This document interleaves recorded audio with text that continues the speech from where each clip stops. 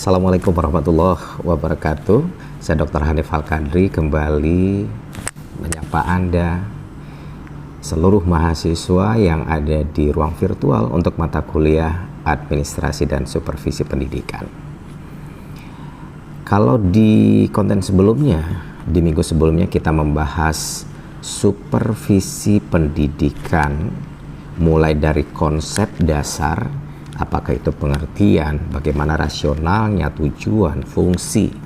Bahkan kita coba menganalisis lebih jauh berbagai prinsip-prinsip pelaksanaan kegiatan supervisi pendidikan di setiap sekolah atau satuan tingkat pendidikan. Termasuk terakhir kita membahas persoalan peranan supervisi pendidikan.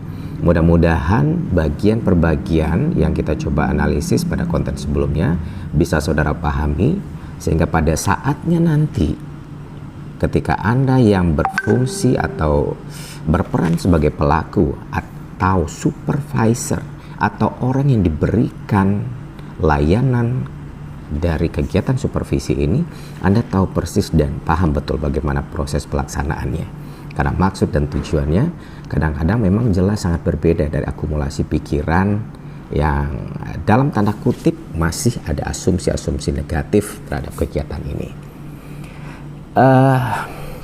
Sekarang kita coba lihat bahwa dalam pelaksanaan kegiatan supervisi pendidikan itu ada proses dan teknik.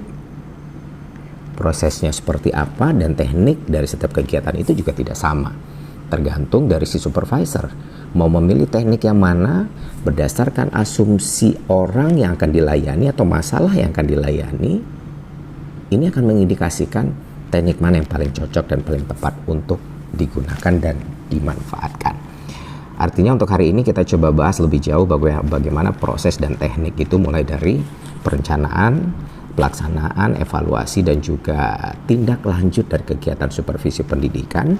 Termasuk teknik yang akan kita coba bahas adalah teknik individu, teknik kelompok, ada juga teknik langsung dan teknik tidak langsung dalam kegiatan supervisi pendidikan. Meski masih banyak sekali teknik-teknik yang lain seperti teknik klinis namanya atau klinik. Nah ini sangat menarik sebenarnya, tapi itu akan kita coba bahas di bagian yang lain. Baik teman-teman mahasiswa dan seluruh Anda yang hari ini mencoba melihat dan mendengarkan bahasan kita kali ini, mudah-mudahan Anda bisa paham dan dapat memberikan manfaat yang cukup besar, karena ketika layanan ini betul-betul diberikan kepada guru dalam rangka membantu menemukan solusi dan meningkatkan skill kemampuan guru dalam proses yang efeknya memang pada pembelajaran, sehingga diharapkan akan memberikan dampak positif bagi kegiatan pembelajaran di sekolah yang nantinya tentu saja berdampak pada kualitas pendidikan secara umum. Seperti yang kita ketahui bahwa sebenarnya supervisi itu adalah kegiatan yang merupakan satu proses yang berkelanjutan. Artinya dia tidak serta-merta terjadi kemudian diambil keputusan, tetapi melalui proses yang cukup panjang. Bahkan bisa sifatnya tahunan. Kalau memang belum ditemukan solusi terbaik, belum terjadi peningkatan, ini akan terus berlanjut. Artinya selama proses pendidikan terjadi, maka kegiatan supervisi atau layanan supervisi yang diberikan oleh supervisor terhadap guru-guru tertentu, yang sebenarnya hampir semua guru diberikan layanan ini, tetapi khusus untuk punya problem tertentu yang masuk dalam proses kegiatan supervisi yang menjadi sorotan, itu akan terjadi terus-menerus sampai betul-betul mendapatkan solusi dan terjadi perubahan signifikan atas masalah yang dihadapi guru dalam efeknya pada proses pembelajaran dan kepada peserta didik secara umum. Dan supervisi pendidikan, karena ini adalah satu proses, berarti kita bisa maknai sebagai sebuah rangkaian kegiatan yang teratur, yang direncanakan, yang diolah, dan semuanya beraturan, yang berhubungan satu sama lain, yang kesemua kegiatan itu diarahkan pada satu tujuan. untuk memperbaiki dan meningkatkan skill kemampuan guru, memberikan layanan kepada guru dalam rangka memperbaiki proses pembelajaran yang terjadi di sekolah. Dan secara garis besar, kegiatan dalam proses supervisi secara umum paling tidak kita bagi kepada beberapa bagian: perencanaan, evaluasi, pelaksanaan, evaluasi, dan tindak lanjut. Jadi minimal kegiatan supervisi yang terjadi atau yang dilaksanakan oleh sekolah, kepala sekolah bersama supervisor atau si kepala sekolah yang bertindak sebagai supervisor minimal melewati 4 kegiatan, 4 proses. Perencanaan artinya bahwa kegiatan supervisi itu tidak mungkin tidak direncanakan. Semua rencana didesain sedemikian rupa, apakah sifatnya dari sisi waktu yang dihitung, dari sisi orangnya, dari sisi problemnya, dari sisi kelompoknya, dari sisi jumlahnya, dari sisi masalah. Itu didesain sedemikian rupa dalam rangka membuat menemukan fakta dan data empirik, kemudian memikirkan bagaimana solusi terbaik, bagaimana teknik yang harus dipilih, termasuk nanti dalam proses pelaksanaannya instrumen apa yang digunakan. Makanya ini merupakan rangkaian kerja yang teratur, yang didesain sedemikian rupa. Maka masuk dalam ranah yang harus direncanakan. Dalam proses rencana ini kemudian kegiatan atau proses kedua nanti pelaksananya gimana. Dan yang ketiga yang akan dibahas adalah dalam konteks ketika kegiatan ini sudah dilaksanakan sedemikian rupa, dilakukan evaluasi sebatas mana, sejauh mana tingkat keberhasilan, apa catatan yang mesti dibenahin, berapa waktu lagi yang diperlukan, titik masalah mana yang seharusnya menjadi fokus, termasuk nanti terakhir adalah apa tindak lanjut yang mesti dilakukan pada guru-guru tertentu yang memang dalam proses pemberian layanan supervisi pendidikan ini. Kita coba lihat yang pertama, menganalisis yang pertama, yaitu perencanaan. Perencanaan supervisi ini seharusnya memang disusun, didesain sedemikian rupa oleh siapa? Oleh mereka yang dikategorikan atau yang kita sebut sebagai supervisor, yaitu orang yang memberikan layanan supervisi pendidikan kepada guru.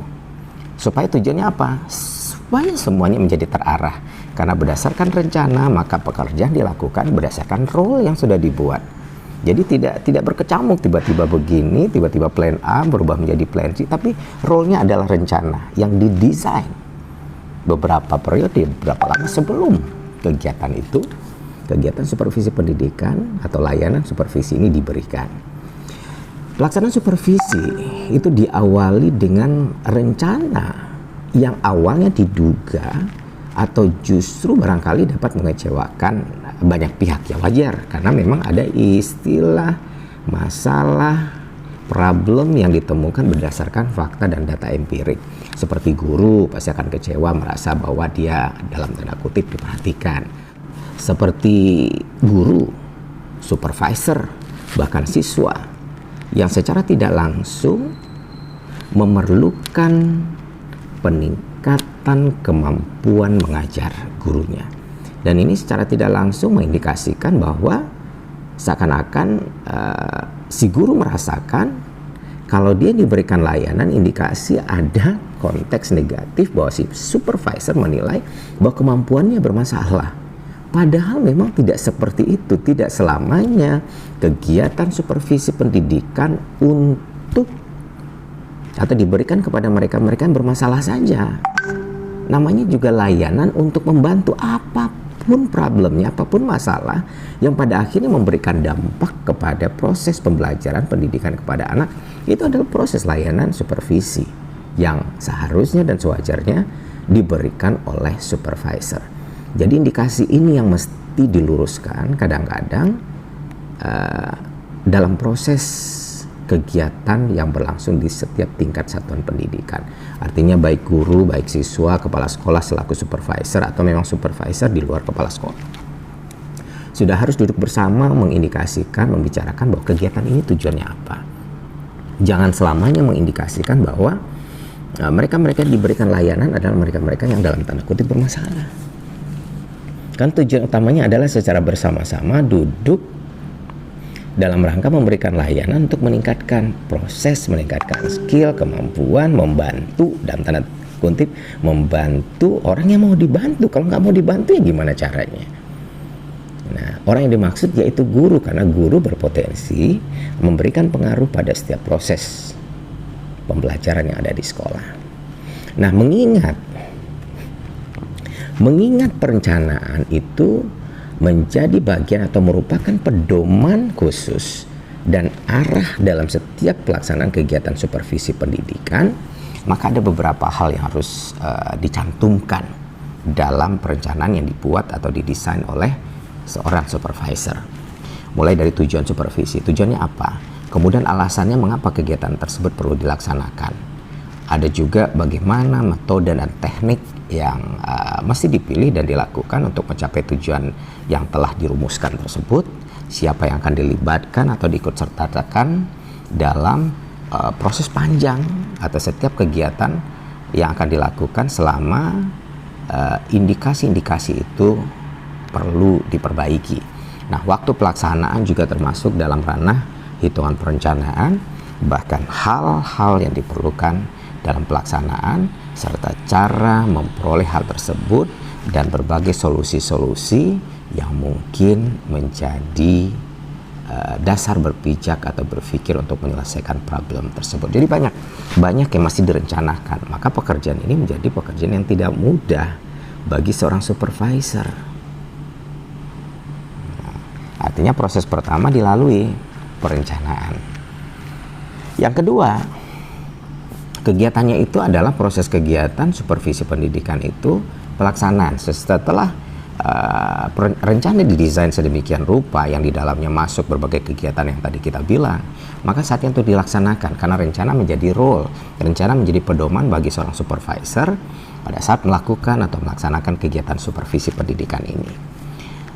Saya ambil satu pendapat dari seorang ahli, Rifai, mengemukakan bahwa pelaksanaan supervisi pendidikan seharusnya mengikuti beberapa kegiatan. Apa saja kegiatan dalam pelaksanaan itu?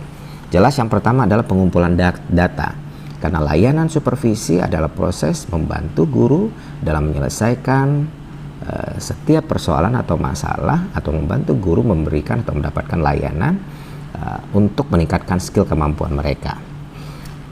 Maka perlu data real, data empirik selama proses yang terjadi. Artinya tidak hanya sekedar laporan dari si guru atau tidak sekedar laporan pandang mata, tapi memang melalui research yang cukup panjang.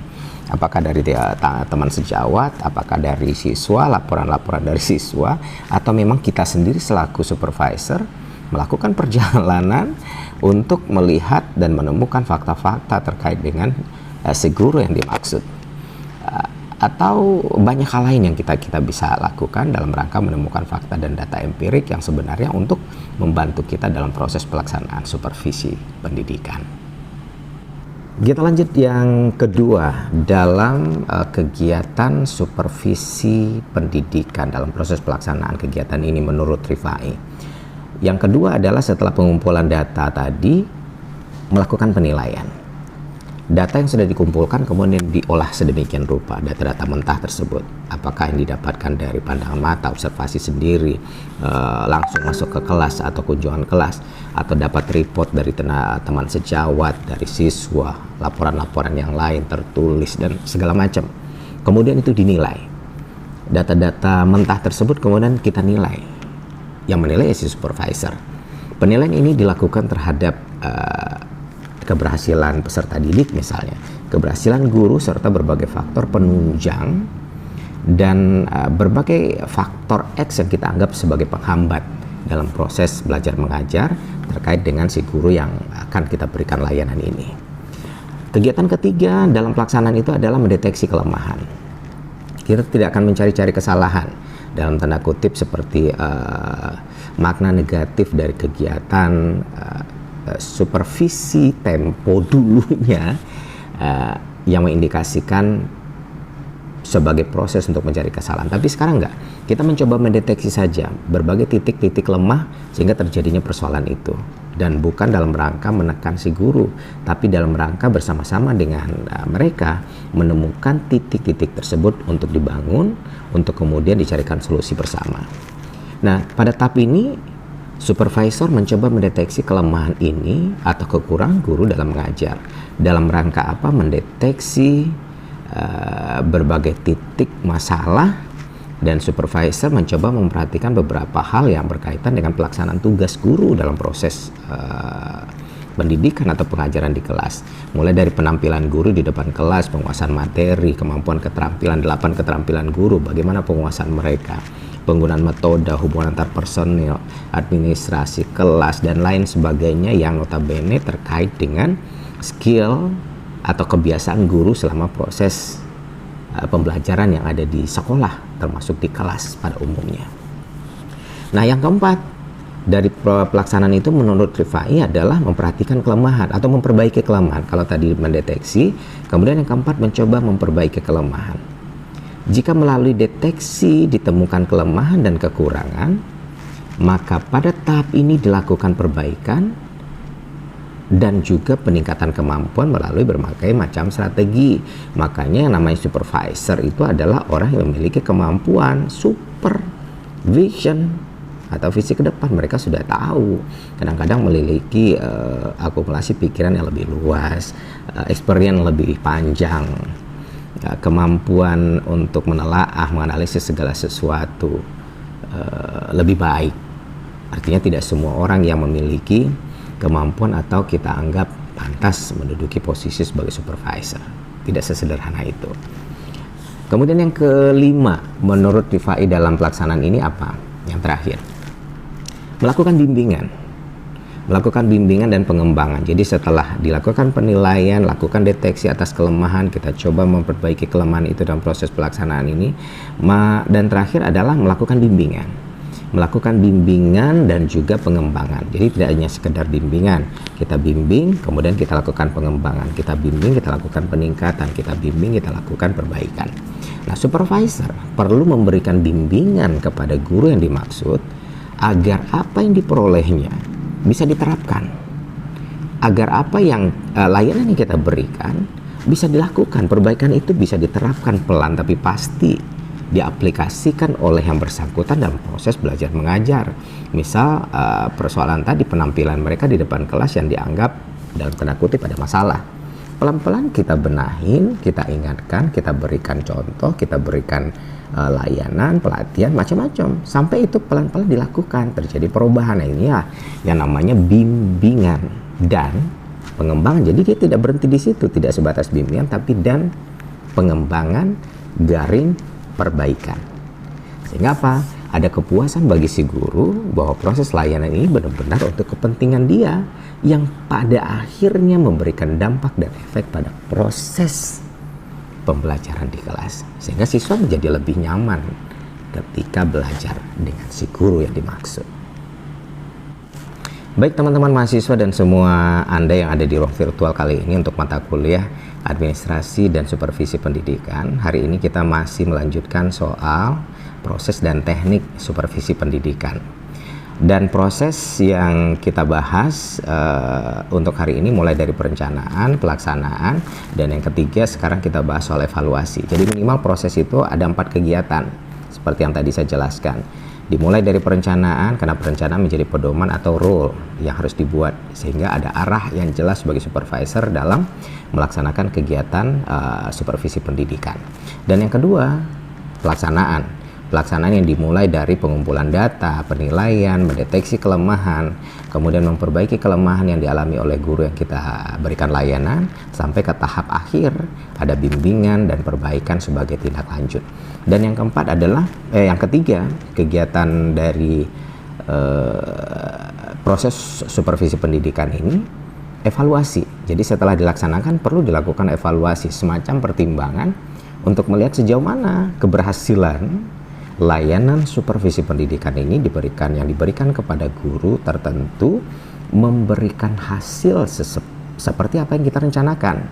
Jadi role-nya tetap rencana tadi, pelaksanaan dan rencana itu kemudian ada instrumen khusus yang akan kita checklist sejauh mana tingkat berhasilannya. Mungkin barangkali kita bisa hitung persen, kita bisa hitung angka, kita bisa hitung berdasarkan nota tertentu, yaitu tergantung dari role yang dibuat oleh si supervisor berdasarkan instrumen yang dibuatnya, yang disiapkan. Evaluasi secara umum memang mengetahui tujuan, untuk mengetahui tujuan yang sudah kita capai. Gitulah secara teoritik yang dijabarkan oleh RIPAI, dan hal-hal yang sudah dilakukan dan hal-hal yang belum dilaksanakan. Jadi hal-hal yang sudah dilakukan, kalau memang sudah sampai ke tahap berhasil yang cukup, barangkali bisa sampai di sana. Tapi kalau dipandang perlu lebih lagi, bahwa proses itu belum bergerak, maka ada tingkat yang lebih jauh, yaitu bagaimana evaluasi itu dilakukan untuk proses yang lebih tinggi, menemukan strategi-strategi dan cara-cara yang lebih mumpuni. Karena tidak boleh berhenti sampai di tahap, artinya supervisor nggak bisa give up. Ketika sudah mulai memberikan layanan, bagaimana bahwa kegiatan ini memberikan dampak dan hasil yang baik, meski memang prosesnya bisa menjadi lebih panjang dan sangat panjang. Teknik evaluasi yang dilakukan apa? Wawancara bisa, angket bisa digunakan, observasi bisa dimanfaatkan, penampilan tertentu juga, bahkan tingkah laku guru dalam proses kegiatan keseharian, bisa melalui kunjungan kelas, memperhatikan reaksi pendapat ketiga seperti teman sejawat, pendapat dari siswa, sesama guru, pegawai, orang tua, dan lain sebagainya. Semua itu bisa menjadi satu titik dalam proses mendapatkan data yang akurat bagi supervisor untuk kemudian dievaluasi. Dan kita masuk ke tahap yang terakhir dalam prosesnya, proses kegiatan supervisi pendidikan ini, yaitu tindak lanjut. Jadi ada perencanaan, ada pelaksanaan, ada evaluasi. Setelah dievaluasi harus ada tindak lanjut, tidak berhenti dievaluasi saja. Karena evaluasi ketemu hasilnya ternyata masih belum, terus gimana dong? Harus ada tindak lanjut, mau diapakan? Karena kegiatan supervisi harus sampai tahap layanan memberikan bantuan dan menemukan hasil sebagai prospek dari bimbingan atas masalah-masalah tadi yang kita temukan bersama dengan guru yang kita layani. Jadi ada kegiatan tindak lanjut namanya. Dan dalam melaksanakan supervisi kegiatan pembelajaran memang diperlukan instrumen khusus berupa lembar pengamatan, suplemen, dan observasi yang isinya terkait dengan keterampilan mengajar, karakteristik mata pelajaran, pendekatan klinis, dan lain sebagainya. Dan dalam pelaksanaannya, kegiatan-kegiatan yang kita sebut sebagai kegiatan tindak lanjut ini, sasaran utamanya tetap fokus pada kegiatan pembelajaran. Jadi jangan lari dulu. Arahnya tetap pada proses pembelajaran, karena sebesar-besarnya bantuan layanan diberikan adalah untuk memperbaiki skill kemampuan mengajar yang memberikan dampak bagi guru dalam proses pembelajaran terhadap anak. Nah, hasil analisis ini yang kemudian akan didesain untuk ditindaklanjuti atau difikirkan melalui strategi-strategi tertentu. Kalau bicara soal tindak lanjut, kita akan bicara soal hasil analisis, di mana catatan dari supervisor semuanya dapat dimanfaatkan untuk perkembangan keterampilan mengajar guru dalam rangka meningkatkan keprofesionalan mereka, setidak-tidaknya dapat mengurangi berbagai kendala yang mungkin muncul atau dihadapi oleh guru selama proses pembelajaran. Karena memang tidak ada manusia yang sempurna, termasuk guru. Meskipun itu adalah bidang atau keahlian mereka yang kadang-kadang sudah mengajar 10-20 tahun, sekian puluh tahun, tapi tidak selamanya namanya keterampilan mengajar, melakukan pendekatan terhadap siswa dengan berbagai macam karakter dan kemampuan, latar belakang, itu cukup sulit untuk dihadapi. Umpan balik pada prinsipnya akan memberikan pertolongan bagi supervisor dalam melaksanakan tindak lanjut supervisi. Nah, dari umpan balik kalau kita coba reka, sebenarnya akan tercipta satu komunikasi yang tidak menimbulkan ketegangan serta mendorong guru memperbaiki penampilan dan kinerjanya. Jadi memang Komunikasi yang dimaksudkan adalah komunikasi dua arah dengan melakukan pendekatan-pendekatan personal atau human touch. Jadi memang ada tuntutan bagi seorang supervisor, tidak hanya kemampuan akademik atau wawasan atau pengetahuan atau sekedar experience dari berbagai macam kegiatan pembelajaran, tapi juga kemampuan komunikasi. Nah, di sini juga kadang-kadang letak problem ketika kegiatan layanan supervisi ini di sekolah. Bagaimana melakukan pendekatan personal sehingga guru yang dilayani merasa tidak tersinggung, bahwa mereka yang dibantu tidak merasa diremehkan, dilecehkan. Gampang-gampang sulit, maka teknik komunikasi memang perlu dikuasai oleh seorang supervisor.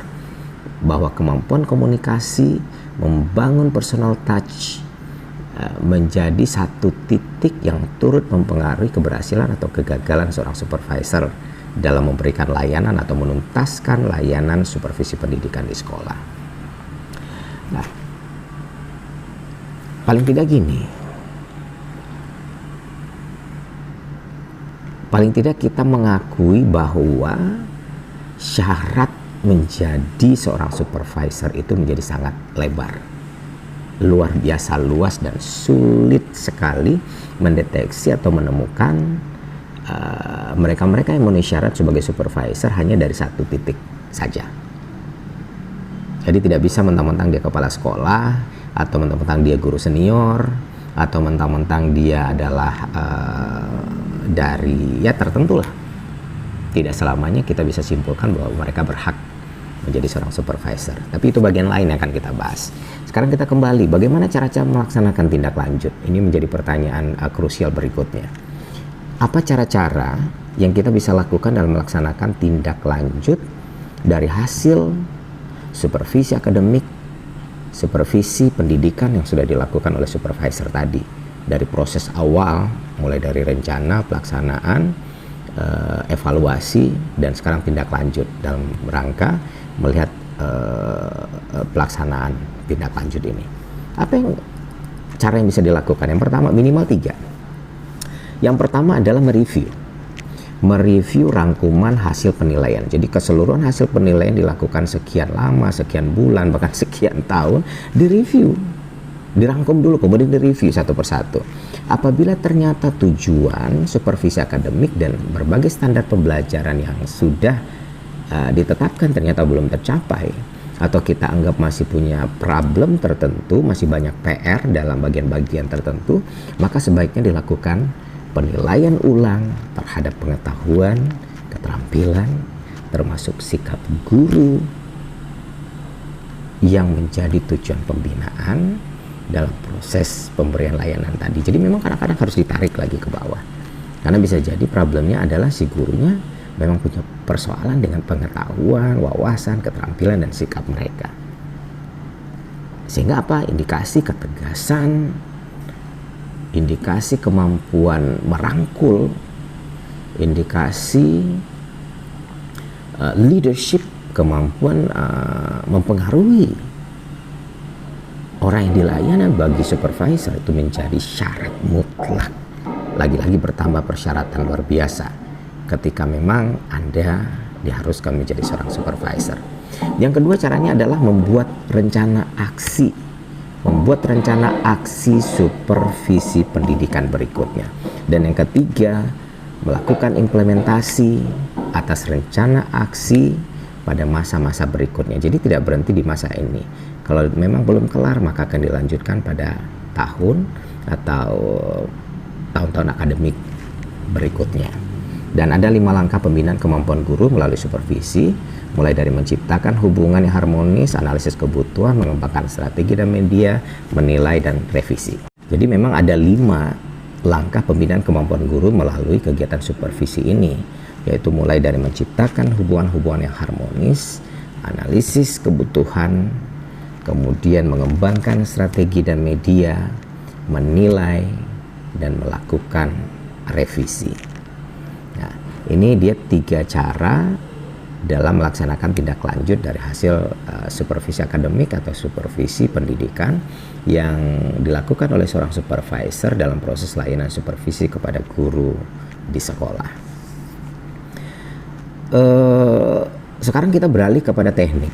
Jadi paling tidak tadi Anda bisa tahu, bisa paham kegiatan-kegiatan dan proses dalam melaksanakan layanan supervisi akademik atau layanan supervisi pendidikan kepada guru yang dimulai dari 4 proses tadi, mulai dari perencanaan sampai tindak lanjut, apa cara yang mesti dilakukan, bagaimana evaluasi mesti dipahami, dan bagaimana pula pelaksanaan supervisi itu yang dimulai dari pengumpulan data, penilaian, mendeteksi kelemahan, memperbaiki, kemudian melakukan bimbingan dan pengembangan. Ini menjadi analogi yang mesti Anda desain sejak dini, bahwa kegiatan ini menjadi satu titik yang tidak serta-merta terjadi, tetapi melalui proses panjang. Maka dia menjadi satu rangkaian proses kegiatan yang didesain sedemikian rupa dan butuh energi, butuh tenaga, butuh biaya, butuh waktu yang tidak sebentar. Kenapa? Dari satu titik tadi saja, dari proses yang kita sebut pengumpulan data, itu butuh energi yang panjang untuk mengumpulkan data-data empirik melalui berbagai macam instrumen, media, dan sumber-sumber data. Baik teman-teman mahasiswa dan seluruh Anda yang masih berada di ruang virtual ini, masih terkait dengan proses dan teknik supervisi akademik atau kita mengenalnya supervisi pendidikan di sekolah. Sekarang kita coba lihat tekniknya. Beberapa teknik yang barangkali memang perlu kita kenal secara umum sehingga Anda tahu persis yang paling sering dilakukan oleh supervisor di sekolah. Yang pertama kita menyebutnya individual teknik atau teknik individual. Teknik ini bersifat individual sesuai dengan namanya.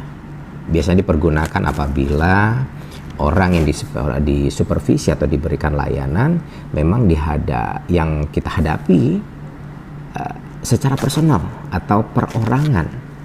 Ini biasanya dilakukan terhadap individu per individu, person per person yang mempunyai masalah khusus. Artinya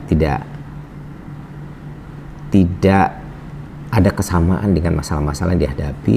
Jadi ada keunikan setiap orang atas problem yang dialami. Maka memang hanya bisa dilakukan, dihadapkan pada teknik individual karena ada kekhususan tertentu. Teknik supervisi yang bersifat individu secara umum kalau kita lihat dari berbagai macam sumber itu bisa dikategorikan dalam beberapa macam. Nah, diantaranya adalah ini. Yang pertama teknik itu kita menyebutnya, macam yang pertama adalah classroom visitation atau kunjungan kelas. Ini biasa dilakukan oleh kepala sekolah yang didesain apakah melalui rencana, artinya guru sudah mengetahui, tapi jangan sampai ketika layanan supervisi semuanya harus diberitahukan sehingga guru menjadi kaku karena semua disiapkan sedemikian rupa.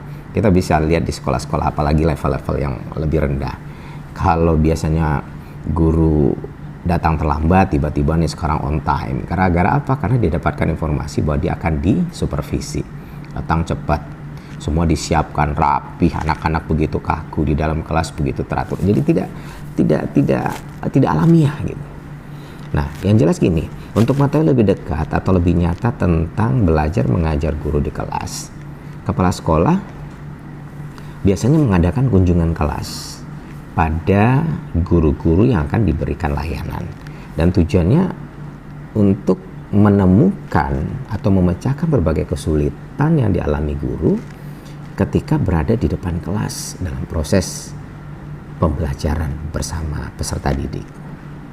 Baik teman-teman mahasiswa semuanya, dan untuk Anda yang masih berada di ruang virtual ini untuk mata kuliah Administrasi dan Supervisi Pendidikan.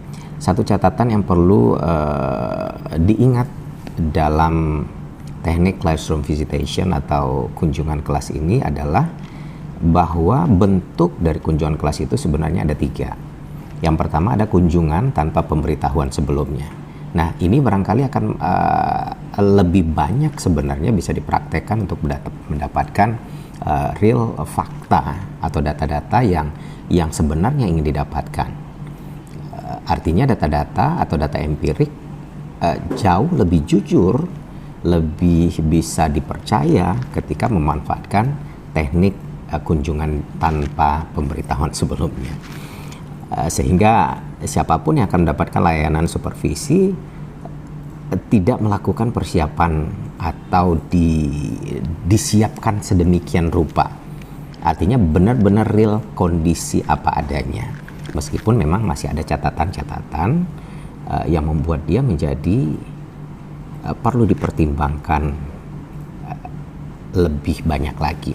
Dan yang kedua adalah kunjungan dengan pemberitahuan yang lebih banyak terjadi di lapangan pada saat layanan untuk kunjungan kelas justru dipakai yang ini, sehingga baik siswa, baik guru kelas atau guru-guru yang memang diberikan layanan itu seakan-akan tidak memberikan data dan fakta yang sebenarnya. Semua dipersiapkan secara matang, sehingga apa yang kita harapkan, apa yang selama ini dianggap sebagai catatan untuk dibenahin justru tidak terlihat. Akibat apa? Semuanya detail dipersiapkan, dibuat berbeda. Tapi itu tadi, kebanyakan orang kita lebih banyak mengkondisikan hal-hal seperti ini, sehingga pada akhirnya instrumen yang disiapkan yang akan diisi oleh supervisor lebih banyak data-data yang sebenarnya tidak memberikan impact terlalu besar, meskipun kunjungan dengan pemberitahuan sebelumnya ini masih ada sisi positifnya. Nah, dan yang ketiga adalah kunjungan memang didasarkan atas undangan guru. Jadi memang ada guru-guru yang ingin diberikan atau meminta layanan untuk disupervisi, kemudian mereka yang meminta. Mereka yang mengundang supervisor untuk melihat beginilah kondisi real pada saat mereka melakukan proses pembelajaran di kelas. Mereka meminta catatan, meminta dukungan, meminta masukan, demi apa? Demi perbaikan, demi mendapatkan kritikan yang membangun yang pada akhirnya membuat mereka menjadi lebih baik. Nah, harusnya ini yang menjadi potensi kegiatan supervisi atau layanan supervisi yang ada di sekolah. Artinya ada keterbukaan, ada open minded lah paling tidak di setiap guru, bahwa harusnya bantuan itu datang dari mereka, bahwa mereka menyadari setiap titik lemah yang barangkali masih mereka alami. Tapi itu tadi, artinya ini konteks yang terjadi di lapangan, makanya ada 3 kondisi di mana teknik supervisi dalam bentuk kunjungan kelas ini akan dibagi. Sehingga prospek ini akan bisa dilihat oleh supervisor, kira-kira mana kunjungan dalam bentuk apa yang akan dipilih. Dan yang kedua, teknik individual atau individual teknik selain kunjungan kelas itu adalah bentuknya classroom observation, atau kita mengenalnya dengan istilah observasi kelas. Artinya dilakukan melalui 2 cara biasanya. Artinya supervisor melakukan observasi terkait dengan kondisi proses pembelajaran yang dilakukan oleh guru dan siswa di kelas atau peserta didik di kelas. Dan biasanya dilakukan melalui 2 cara. Yang pertama cara observasi langsung atau direct observation, dan ini artinya adalah di mana supervisor melakukan observasi atau mengobservasi langsung guru-guru yang mengajar di kelas. Dan ini bisa dimaknai supervisor harus berada sama-sama dengan guru di dalam kelas. Baik teman-teman mahasiswa semuanya, ada beberapa catatan yang mesti diingat dalam observasi kelas atau kita menyebutnya dengan classroom observation ini, yaitu bahwa supervisor dalam melakukan observasi itu dapat dilakukan dengan cara yang tidak langsung. Artinya indirect observation, di mana dibatasi oleh ruang kaca atau satu pembatasan yang jelas saat guru dan para siswa tidak mengetahuinya. Artinya memang ada dinding pembatas atau dengan alat khusus seperti kamera yang dapat dipantau dari jarak jauh seperti menggunakan CCTV. Artinya baik guru maupun peserta didik tidak mengetahui kalau mereka lagi diobservasi. Nah, tujuan observasi pada prinsipnya adalah untuk sebaik mungkin mengumpulkan berbagai data real tentang kondisi yang sebenarnya yang digunakan oleh seorang supervisor dalam melengkapi berbagai data yang dimaksudkan tadi untuk menganalisis berbagai kesulitan yang mungkin saja dialami oleh guru dalam usaha memperbaiki hal terkait dengan skill pembelajarannya. Kita masuk ke yang ketiga.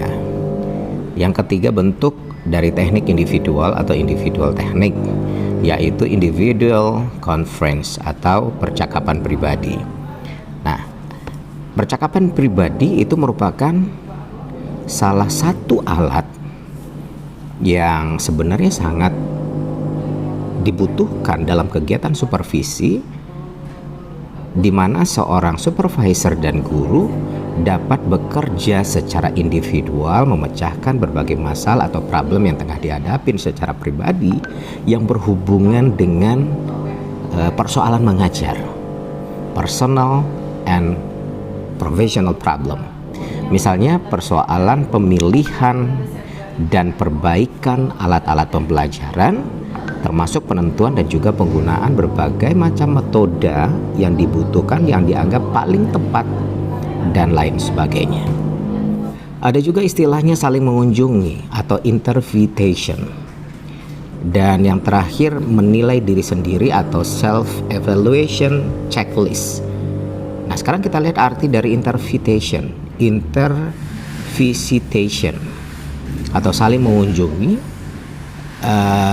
antara rekan guru yang satu dengan guru yang lain yang sedang mengajar.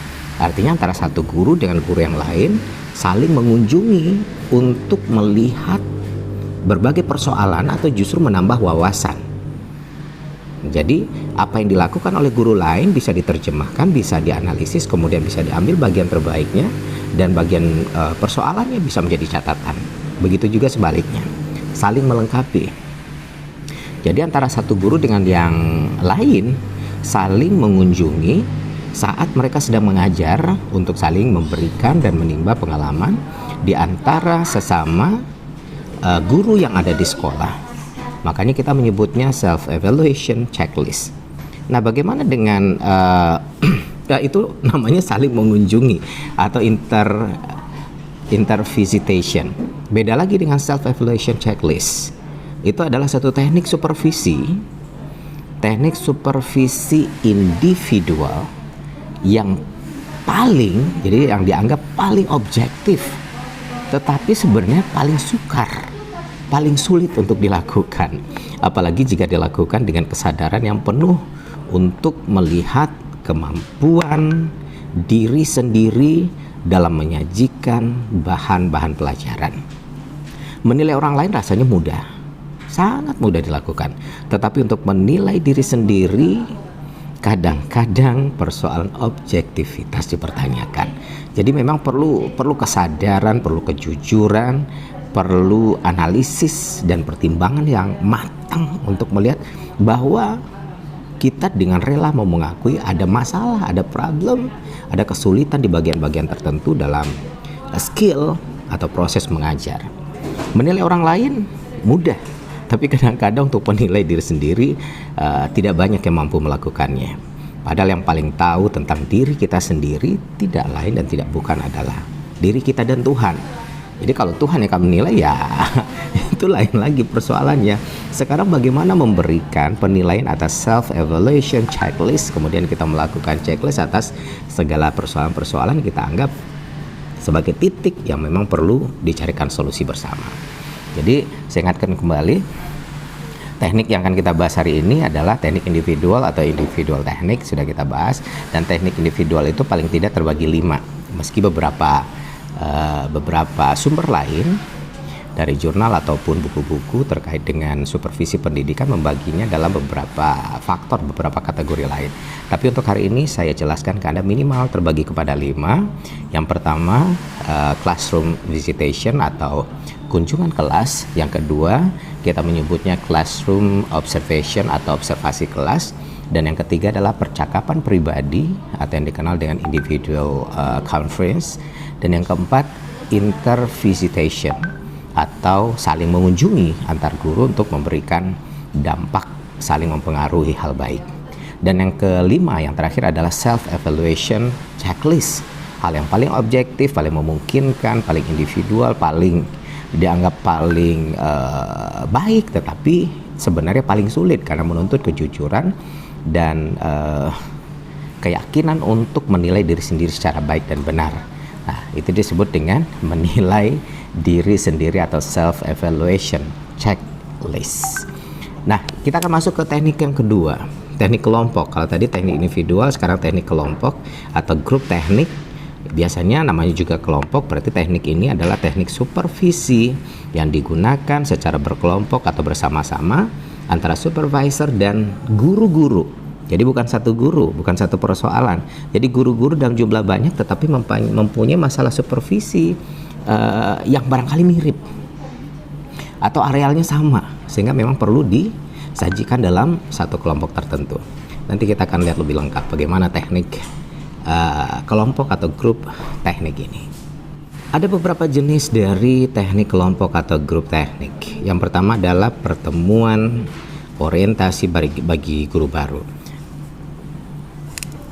Jadi pertemuan orientasi guru baru ini pun sebenarnya termasuk dalam teknik kelompok untuk kegiatan supervisi atau pembinaan atau layanan supervisi, atau istilahnya orientation meeting for new teacher.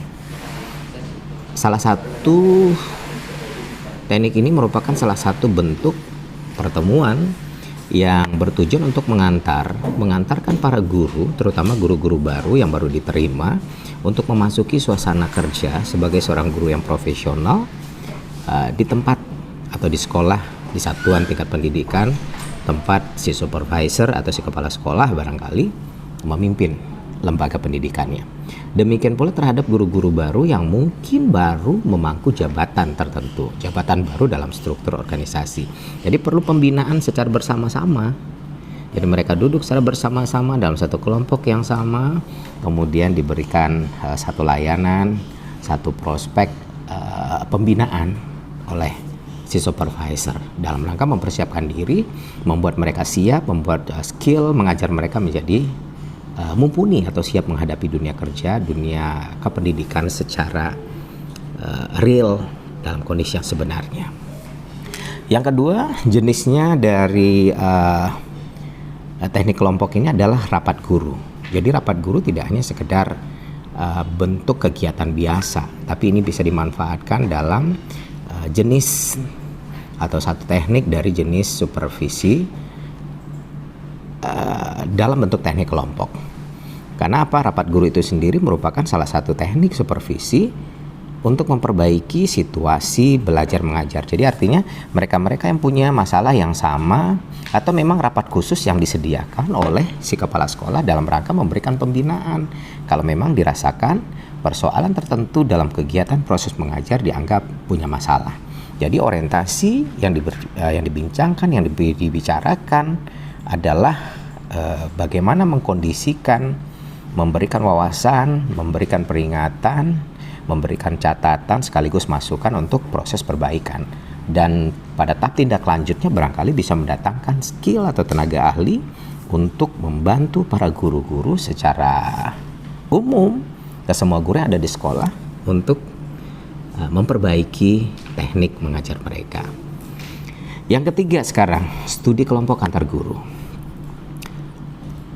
Kelompok guru yang dimaksud di sini adalah kelompok guru bidang studi yang mengajarkan mata pelajaran yang sejenis, dan itu biasanya mereka bisa mengadakan satu titik untuk studi bersama.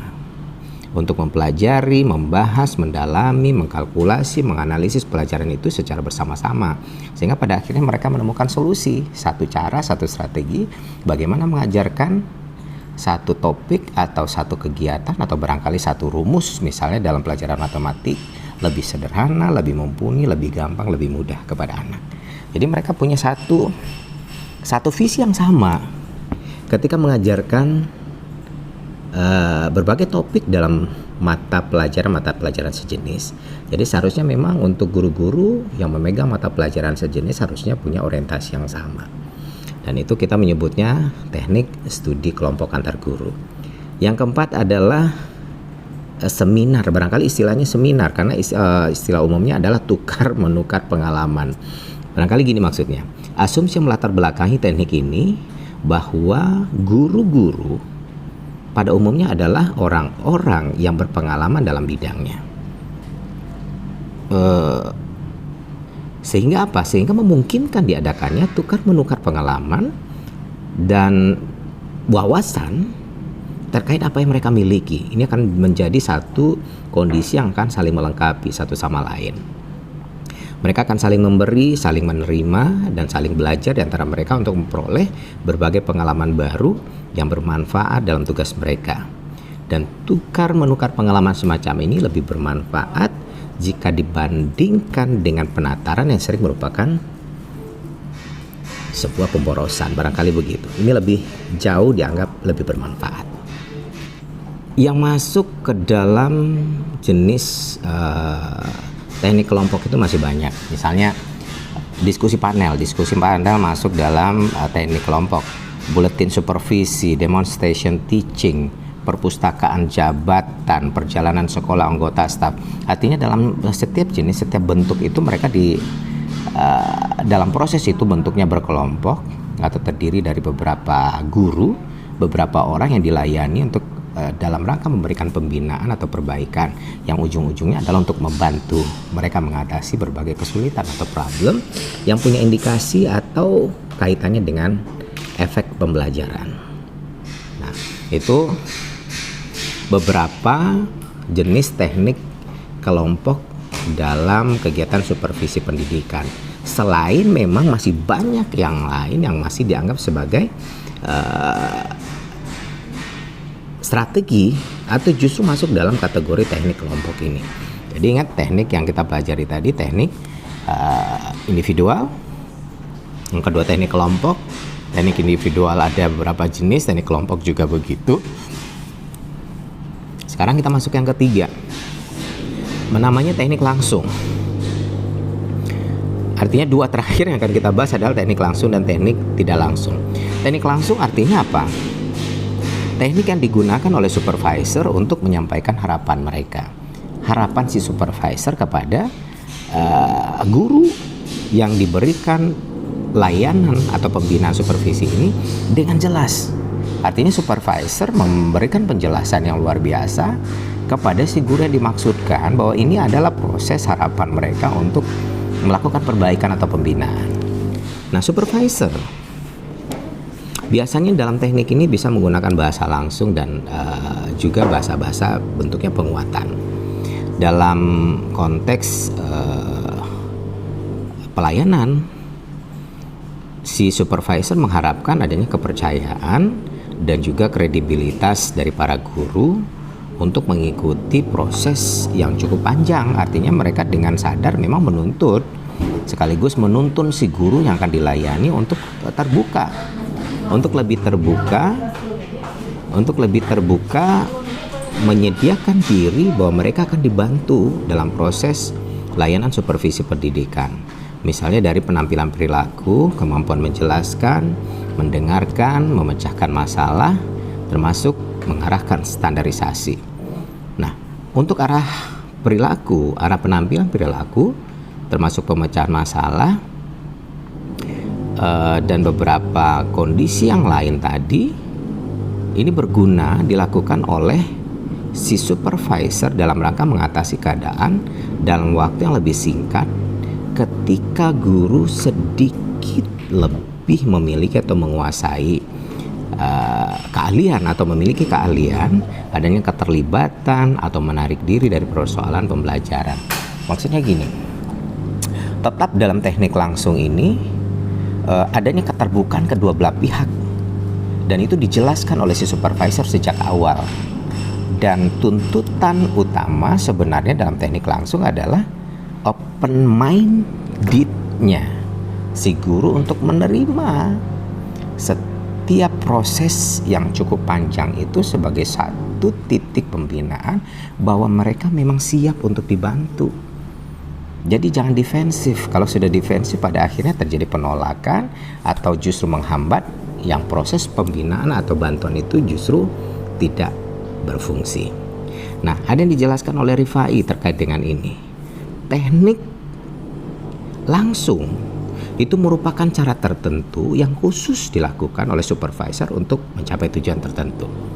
Dan teknik ini terdiri dari berbagai kegiatan yang teratur, dan alat yang digunakan pun untuk mencapai tujuan juga sangat tertentu. Didesain sedemikian rupa. Karena apa? Karena teknik yang langsung ini balik persoalan instrumen diserahkan kepada si supervisor. Apa yang dibutuhkan, apa yang diinginkan, semua terpola dengan baik untuk didesain kemudian dituangkan sebagai alat untuk melakukan pembinaan kepada guru tertentu. Baik teman-teman mahasiswa, kita masuk ke bagian terakhir dari teknik supervisi pendidikan. Dan teknik yang terakhir itu adalah kebalikan dari apa yang kita bahas sebelumnya, yaitu teknik langsung. Dan sekarang yang keempat adalah teknik tidak langsung. Kalau teknik langsung artinya memang terjadi proses layanan secara sadar antara kedua belah pihak. Dan tidak langsung artinya dari konsep obrolan personal, curhatan atau berbicara tentang satu problem yang dari hati ke hati lah barangkali, antara satu guru dengan kepala sekolah sebagai supervisor atau memang kepada supervisor yang lain, dan itu dipandang oleh si supervisor sebagai satu titik masalah yang punya dampak terhadap proses pembelajaran. Sehingga apa? Obrolan itu menjadi satu kondisi yang dimanfaatkan oleh kepala sekolah untuk memberikan layanan bimbingan sekaligus mencarikan solusi atau menyimpulkan itu sebagai satu persoalan yang memang harus dicarikan solusinya, sehingga mereka menemukan satu titik untuk memperbaiki diri dari persoalan-persoalan yang tengah mereka hadapi. Jadi meski obrolannya obrolan personal, tetapi karena memang ada siklus yang dilihat ini memberikan dampak, sehingga secara teknis si supervisor melihat perlu melakukan bimbingan yang tidak hanya hari itu tapi beberapa waktu ke depan yang perlu didesain lagi untuk mencarikan solusi bersama, sehingga tanpa disadari oleh si guru yang dimaksudkan, layanan akan supervisi ini atau pembinaan dalam proses kegiatan supervisi pendidikan terjadi, dan si guru bisa mendapatkan solusi-solusi terbaik untuk memecahkan masalah mereka yang rasanya akan memberikan dampak pada proses pembelajaran. Oke, mudah-mudahan ini menjadi satu titik buat saudara semua yang ada di ruang virtual ini untuk melihat bagaimana sebenarnya teknik demi teknik sebenarnya bisa dipilih dan dicocokkan dengan persoalan, dengan jumlah guru, dengan keadaan atau situasi, sehingga teknik mana yang paling tepat yang harus dipilih ketika Anda ingin menyelesaikan satu persoalan, tentu saja pada saat Anda berlaku atau bertindak sebagai seorang supervisor. Baik, terima kasih banyak. Sekali lagi mohon maaf, saya Dr. Hanif Al Qadri pamit. Wassalamualaikum warahmatullahi wabarakatuh. Sampai jumpa.